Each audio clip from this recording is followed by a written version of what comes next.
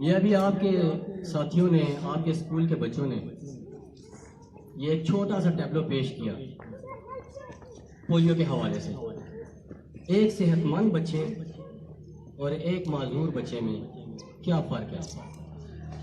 एक माजूर बच्चा सेहतमंद बच्चे की तरह ज़िंदगी नहीं गुजार सकता, काफ़ी मुश्किलात उसे पेश आती हैं। वो खेल में हिस्सा नहीं ले सकता।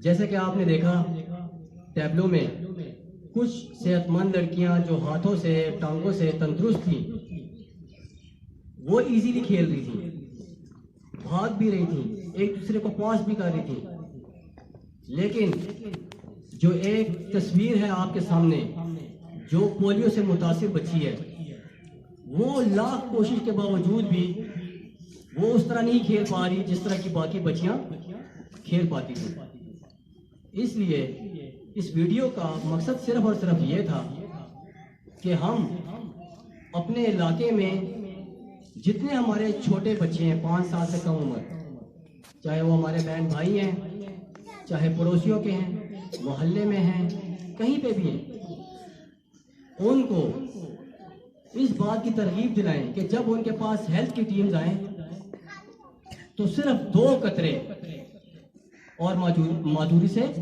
निजात।